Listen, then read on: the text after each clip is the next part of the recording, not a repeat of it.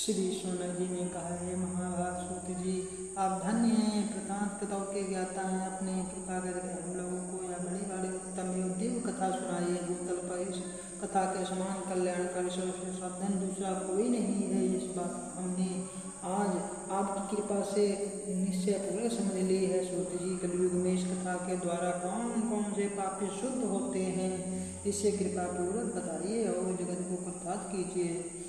सूत जी बोले, हमने जो मनुष्य पापी, दुराचारी, खल तथा काम क्रोध आदि से निरंतर डूबे रहने वाले, वे इस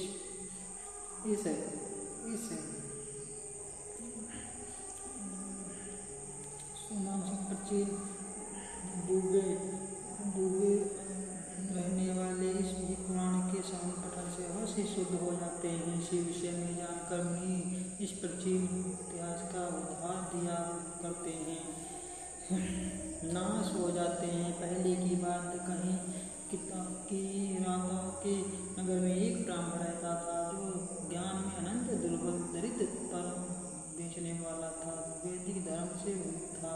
वह स्नान, संध्या आदि कर्मों से भ्रष्ट हो गया था और वेश्यावृत्ति से तत्पर रहता था। उसका नाम था देवराज।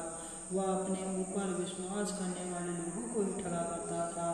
उसने ब्राह्मणों, क्षत्रियों, वैश्यों, शूद्रों तथा दूसरों को भी अनेक बहानों से मारकर उनका धन हड़प लिया करता था, परंतु उस पापी का थोड़ा सा भी धन कभी धर्म के काम में नहीं लगा था। वह वेश्यागामी तथा सब प्रकार से आचार भ्रष्ट था। एक दिन घूमता घूमता वह देवयुग प्रतिष्ठूसी प्रयाग में जा पहुँचा। वहाँ उसने एक शिवालय देखा, जहाँ बहुत से साधु महात्मा एकत्रित हुए थे। देवराज उस शिवालय में ठहर गया, किंतु वहाँ उस ब्राह्मण को ज्वर आ गया। उस ज्वर से उसको बड़ी पीड़ा होने लगी। वहाँ एक ब्रह्म देवता शिवपुराण की कथा सुना रहे थे।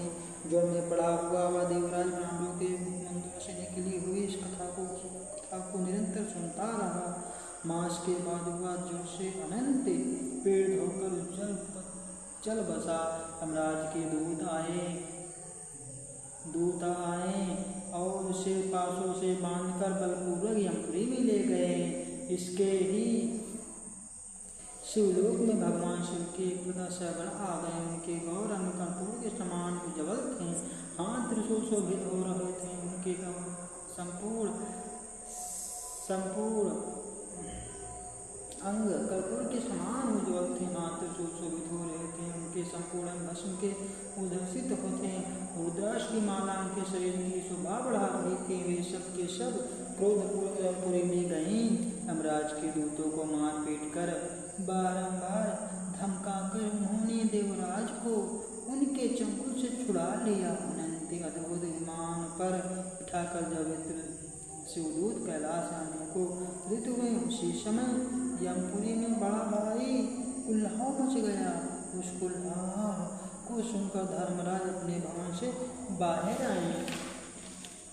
आए। साक्षात दूसरे रुद्रों को समान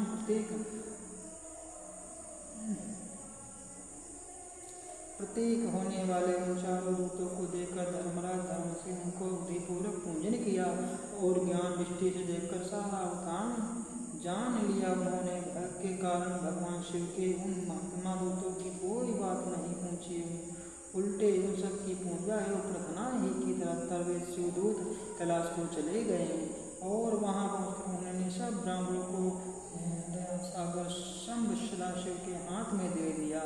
श्री सोनक जी ने कहा, महाभाग सूत जी, आप सर्वत्र महामते, आपकी कृपा प्रकाश से मैं बारंबार कथा हुआ इस इतिहास को सुनकर मेरा मन आनंद को निगम हो गया रहा है। आप भगवान शिव से प्रेम वाली शिव संबंधी दूसरी कथा भी कहिए।